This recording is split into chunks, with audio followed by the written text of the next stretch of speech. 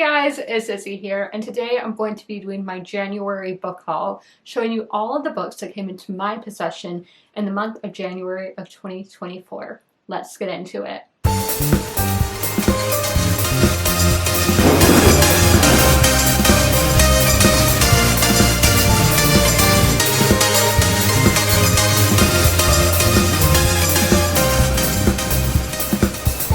Starting the year with some rules on my book buying. I'm only allowed to purchase the amount of books that I finished reading in the last month. So for January, that is 11 books.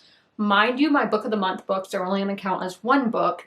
And then if I get a gift or something, they do not count towards that 11 because I did not pay for that book with my own money. Let's see what books I got this month. I do go to Barnes & Noble on the 1st of every month, and that was no exception for January. I had a gift card too, so that was very nice. So thank you to the person who got me a gift card. I got 3 books. The first one being Jezebel by Megan Bernard. This is a biblical retelling. When Jezebel learns she can't be a king like her father, vows that she's never just going to be somebody's sit-around decorative wife. At the age of 15, she ends up getting married to the Prince of Israel. So she does whatever it takes to gain power in her own right. I loved The Red Tent, which is a biblical retelling. Loved that. I've had a hard time with like Greek retellings, so I really want to try different kind of retellings, and biblical, we're 1 for 1 so far, so hopefully we can be 2 for 2 next. Next, I got The Prospectors by Ariel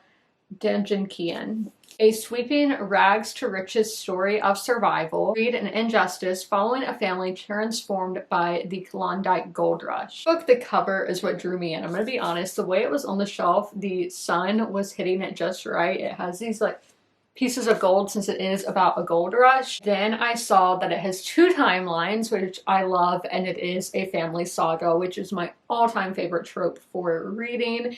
And I actually didn't realize I already had this on my to-buy list on Goodreads. I know my taste. I know what I want, and I wanted the Prospectors book. Lastly, at Barnes & Noble, right time I walked in, I saw the book that I came there for, and that is Prophet Song by Paul Lynch. This was the winner of the Booker Prize in 2023. Ireland is falling apart, and the government is turning towards tyranny. As the life she knows and the ones she loves start to disappear, Eilish must contend with the knowledge of this new dystopian Ireland that she's living in. How far will she go to save her family? So I was going to buy this book anyway because it was nominated for the Booker Prize, and that is the prize in literature that I trust the most, because like they're only as good books.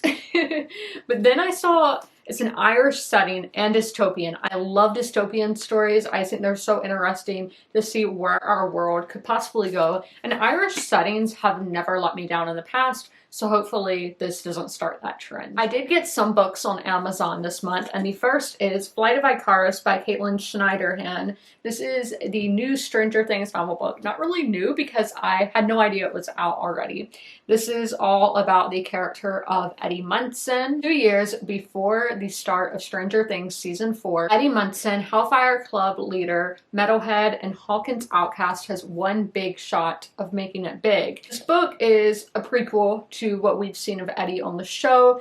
I am very scared of this because I think this book was purely fan service for the amount of stans that Joseph Quinn got from the show. He's kind of forgotten now, in my opinion. Don't come for me because this fandom, they bite. They do not care. They are like the Swifties. They are, yeah, scary. They scare me a lot. I do think this book was fan service, so I don't expect too much from it, but I do want to continue the Stranger Things series, and with this being the next book, of course I have to read it. Now we have Elvis and Me by Priscilla Presley. This is behind closed doors, what her life with Elvis was really like. And towards the end of December, I did watch the movie Priscilla, but I think that title is so misleading because it was more so Priscilla's life with Elvis. We don't see her life before Elvis came into the picture, and we don't see her life after, but Priscilla has obviously had a career. She's an actress. She had another kid, and we didn't really see her raising Lisa Marie. We didn't see a lot of what happened in her life without Elvis. Now with the book, that's completely understandable because it's called Elvis and Me. That would be all about her life with Elvis. But the movie is just called Priscilla, but it was more about Priscilla's time with Elvis, and I'm like, that's not what I came here for. So hopefully the book provides me with more insight. We're now on to my book of the month picks, and my pick for January was The Bullet Swallower by Elizabeth Gonzalez James. This is a historical fiction with some magical realism elements as well. A family saga that's epic in scope and magical in its blood. The book is also based loosely on the author's own great-grandfather, which I think is really cool. The Bullet Swallower tackles a lot of themes, some being border politics, immigration, intergenerational trauma, legacies of racism and colonialism. So for a historical magical realism novel, it is tackling a lot, and I do think that is really cool to be able to read that in different genres than just literary fiction. This one I was really drawn to because I love a Western. Again, I love a family saga, and I do like Latin American magical realism, so hopefully this book lives up to my expectations. Also, I love this cover, the colors that are presented on it. Next, this was another option for January, and that is Mercury by Amy Jo Burns. This is also historical fiction, if you want to call the 1990s historical fiction. The Rufian family's bonds of loyalty are tested when they uncover a long-hidden secret in their blue-collared town. What drew me to this was the 1990s setting. Books set then and in the early 2000s just made me so nostalgic, and I love the feeling that comes over me. I love nostalgia. I chase it all the time. And with this book setting, I hope it can really give me that. Lastly, from Book of the Month, I got The End of October by Lawrence Wright. This is more sci-fi thriller elements. This is an electrifying thriller about a pandemic that brings the world almost to its knees. I love pandemic fiction, like about fictional pandemics, not COVID or anything like that. I love to read about it for some reason. I know that's probably really morbid. I love that kind of dystopian. So in January, I really focused on reading sci-fi. So my stack of sci-fi books is literally down to one. So I definitely had to go pick up some more sci-fi books this month. And this was the first that I ended up picking up. I didn't realize that it was actually a thriller, but I do think this is more of a sci-fi in my opinion. But it being a pandemic one is what really drew me to it. As I said, I did read sci-fi in the month of January, so I did pick up a sequel to one of the books I read, and that is Cataclysm by Lydia Kang. This is the second book in, I don't know if it's the second in the High Republic in general or just the second in this little couple that I read. So the Jedi race to confront the path of the open hand to end a war. That's all I'm gonna say because this is a sequel and I don't want to spoil y'all too much. But I did have to pick this up because I do want to continue this series. In the middle of the month, I did make a trip over to the coast to Calabash, North Carolina, and then North Myrtle Beach, South Carolina, and I was able to find some new used bookstores that I haven't been to before, and obviously I had to do some damage there. So first I went to Books and More in Calabash. I will leave a link to these stores down below in the description of this video if you guys would like to check them out and support them. The first book I got is City of Dreams, a novel of New Amsterdam and early Manhattan, and this is by Beverly Swirling. This is a hardback and was only $5. That's why you should go to used bookstores. I had never heard of this book before, but it looked right at my alley by this cover. And when it says a novel of a city, I'm like, yes, give me that. Because they're usually family sagas going for hundreds of years in the same location. And that, I eat it up. And this is one that I had never heard of. So I was extremely intrigued. And this is the first book in a series. So this is rich with unforgettable characters and history, intricately plotted and utterly absorbing. City of Dreams is a novel that goes all around early Manhattan, and it's the beginnings of medical science in a storyteller-esque style. At the same bookstore, I picked up the physical book of Deliverance Dane by Catherine Howe. This is a spellbinding, beautifully written novel that moves between our current time and a very disturbing time in American history, which is the Salem witch trials. I love witch stories, and especially when they take place in our real world. I just find them extremely fascinating to read about, modern and ones in the past.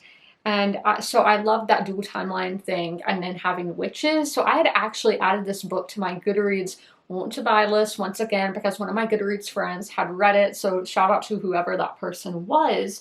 And then I go to the used bookstore probably 12 hours later and find that book there. Like, what are the odds of that happening? Again, for only $5. That's amazing. Then I went to what I think is the best bookstore in South Carolina that I've been to, and that is Bookends in North Myrtle Beach. Here is their information, but again, I will leave their website linked down below if you guys would like to check them out and support them. The book that I got there is actually a bind up, and that is the Balkan Trilogy by Olivia Manning. So this has The Great Fortune, The Spoilt City, Friends, and Heroes. So those are all of the stories that you're getting in this one bind up. Living and working in Romania, these two characters are forced to evacuate to Greece. This book is a remarkable portrait of their marriage, showing a haunted way of life that we don't have anymore. And has ironic moments taking place in this breaking world that was Eastern Europe in the Second World War. I learned about this book from Sarah at Hardcover Hearts, and I was instantly intrigued because, again, big chunky historical I'm always going to be in for. And this is an area that I don't really know a lot about. Even if I have read a lot of World War II books, I've never read any that take place in the Balkans. So that's going to be very intriguing to pick up. I did buy one book at Target this month, and that is Mr. Hockey by Leah Riley. So our male lead, Jed, is the captain of an NHL team. And then we have our female character whose name is Breezy, and she is a librarian, and she has her fantasies about the hockey captain on her city's team. And one day he comes into the library for an event there, and they kind of fall in love, but she doesn't want to admit to him that she was a fan before getting into this relationship with him. So obviously we're going to have the outpour of that. This one, what drew me to it, because so many hockey romance books are about the collegiate level. Now, I am older than those players, and I didn't go to college and all of that, so I can't really relate to that. When I am a huge NHL fan, so definitely I am more intrigued by that because it's something that I know more about and I can relate more to, I guess.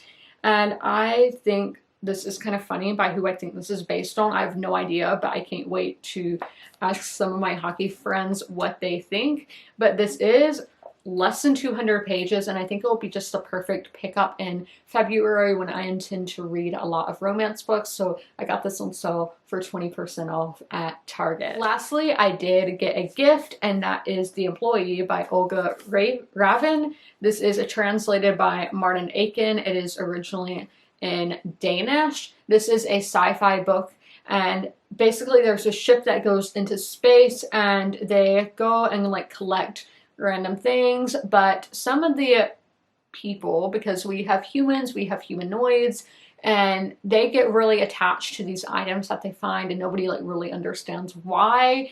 And I think there might be some horror elements as well, but it is told in like a file format, which I do love in science fiction. Ben Birdperson was the one to send me this, so thank you so much, Ben, because I do intend to pick this up today because I do think this is so short that I can finish it in about 2 days. And as I said earlier, I have been focusing on sci-fi in the month of January, so this will just be the perfect book to end the month on. Those are all of the books that came into my possession in January. I know quite a few, and I'm so excited for all of them. I did good on only buying 11 books. I'm so proud of myself for that. Do you have any limits to your book buying and book shopping? Let me know in the comments below. If you made it through this whole video, leave a snowflake emoji in the comments as well. As always, comment, rate, and subscribe. And don't forget to ring that notification bell to be notified when all my videos go live. I'll see you in the next one. Bye!